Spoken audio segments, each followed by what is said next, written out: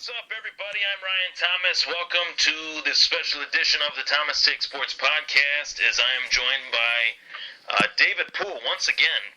David Poole, thank you for joining me on the show once again. I'm glad to have you back on. Thanks for having me, Ryan. I can't wait. This is going to be a good one. Obviously, we got a lot to talk about in terms of the UFC and the mixed martial arts world. Not just in the UFC, but just in general. I mean, it's so hard to the one thing I love about mixed martial arts is it doesn't have an off season. There's no off season. There's always news. Fights are always being made, and obviously now we have a main event for UFC 205, the fight that I wanted, the fight that I didn't think I'd get, and that was Eddie Alvarez versus Conor McGregor, a champion versus champion fight.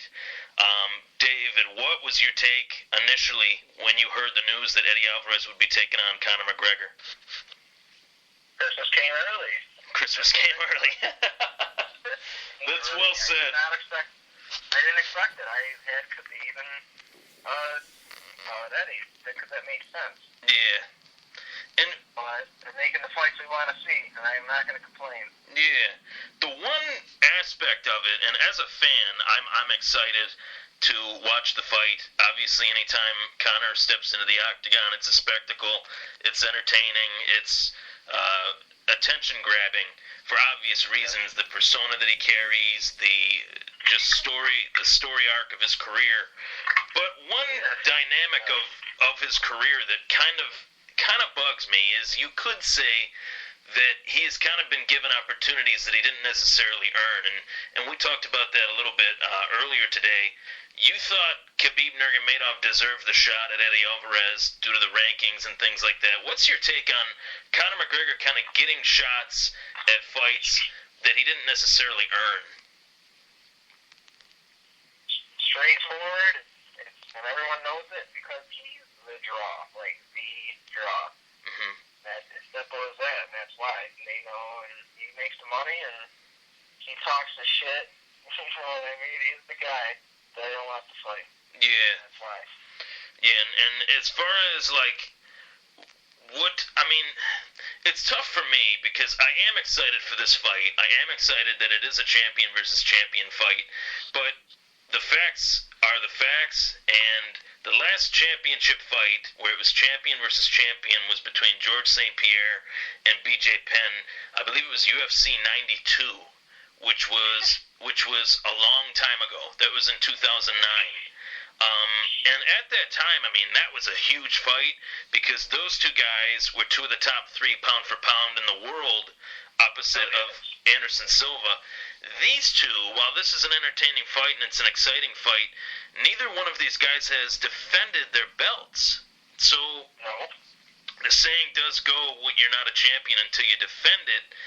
So is this a real champion versus champion match, or is this a attention-grabbing fight rather than a champion versus champion match? Can we call it that? Technically, you have to, but I understand where you're coming from. All I see is Conor trying to fulfill his dreams from Cage Warriors to UFC, double-weight, division champion, whatever. Yeah. That's all I see with Dana and letting him do it. That's how I look at this. And in terms of, if that were to happen, obviously there's another fight that was announced as well, where Khabib Nurmagomedov, the guy that we thought would most likely get the chance with the negotiations between McGregor and the UFC kind of stalling for a moment there, you thought Khabib would get the shot. He did not. And now Khabib Nurmagomedov is fighting Michael Johnson at UFC 205.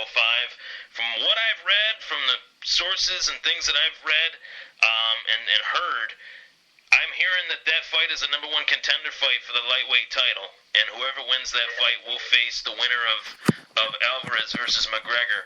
Let's say Alvarez loses to McGregor, and we see McGregor be the lightweight champ, and then Khabib runs through Michael Johnson, which I think he will. Do you see McGregor defending that lightweight belt? Listen, he better fucking do something with that featherweight, because now it's getting ridiculous. Really, seriously. like 3 times before he defends the belt. Yeah, that's not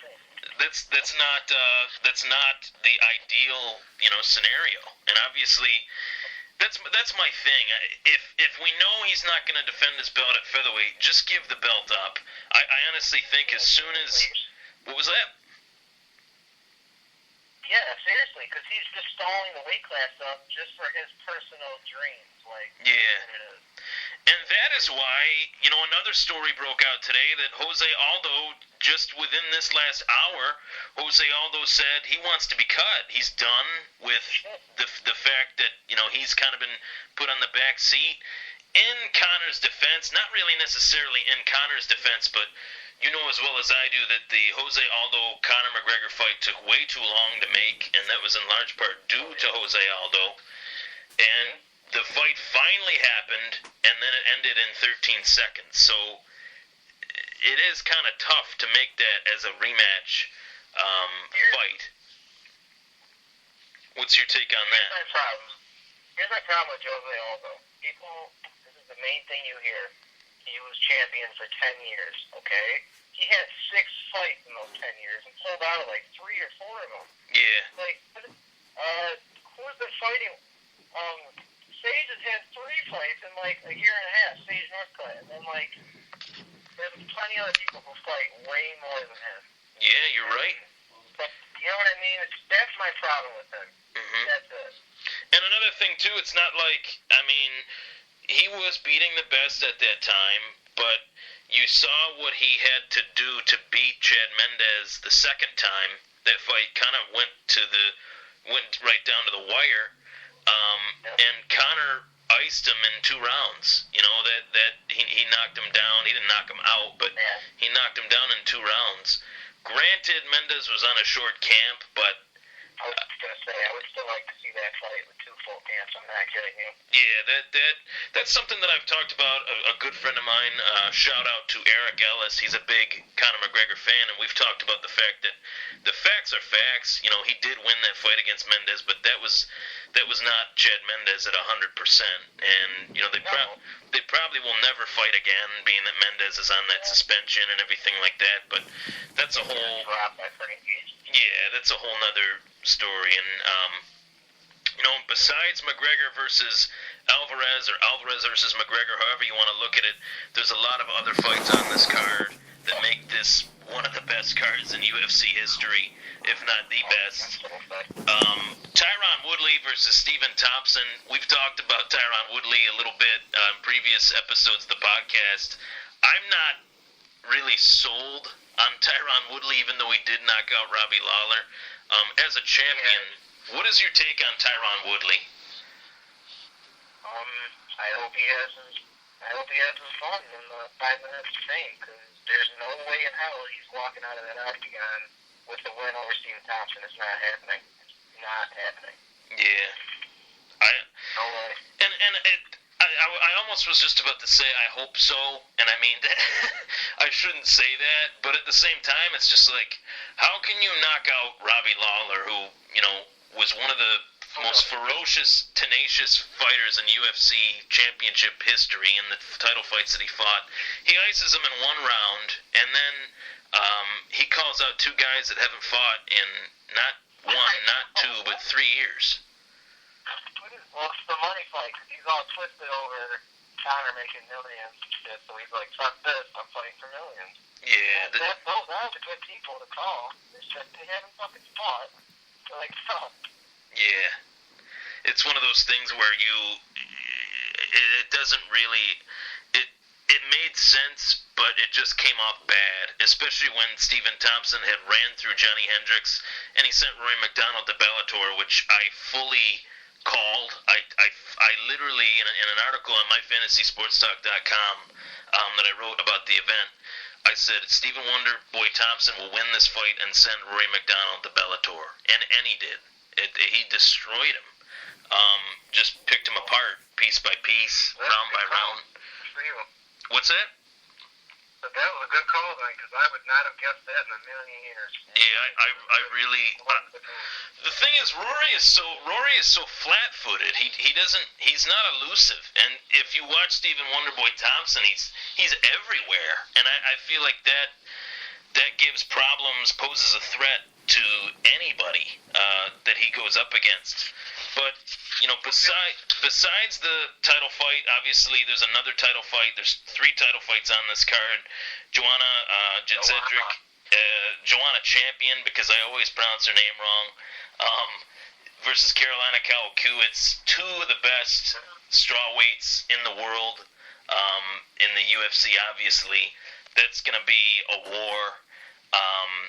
But, as far as, those 3 fights, those are obviously 3 great fights.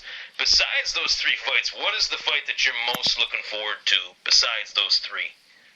Oh, that's a fucking question. To be honest, I'm very, very excited for Kevin Gastelum and Donald Cerrone. Very. Because Kevin impressed the hell out of me his last fight. And Donald Cerrone, feel like it's going to be a great fight. What in particular you kind of touched on a little bit, but what in particular impressed you about Kelvin Gastelum's performance against Johnny Hendricks? His stand-up, because he's a wrestling-based person, and how far he's come from the Ultimate Fighter with his stand-up. Like, he was doing spinning hook kicks or whatever. Like, what? Yeah, that was insane. He's not even a stand-up fighter. No, he's not. I was just so impressed. And he whooped. Who did he fight? Who did he just beat? I can't remember. He just beat Johnny Hendricks. Yeah, Yep. Yeah, Johnny Hendricks. Yep. Yeah, like what? Yeah, that was insane. And obviously Donald Cerrone has been on an outright tear at welterweight. I hope. I'm a big fan of him. I like him a lot. I hope he continues the run, but I mean that's just a great fight. 2 of the top, 2 of the top 6, top 7 welterweights going head to head. I really wanted to see Cerrone versus Lawler so bad. Yeah. I probably would have just paid for the event just for that fight alone. If it was on a card by itself, I would pay to see that. Because you know what you're gonna get from that, and it's not gonna be. Someone would either go down or both guys would never be the same after that fight. But obviously UFC 205 is a big card. I'm gonna talk to Dave in this next segment about really the next UFC event, which has kind of flown under the radar for God knows why, and that is Michael Bisping putting his belt on the line against Dan Henderson, a fight that sells itself. I am so elated for this fight, and I'm going to talk to Dave about that in the next segment of the Thomas Take. Stay tuned.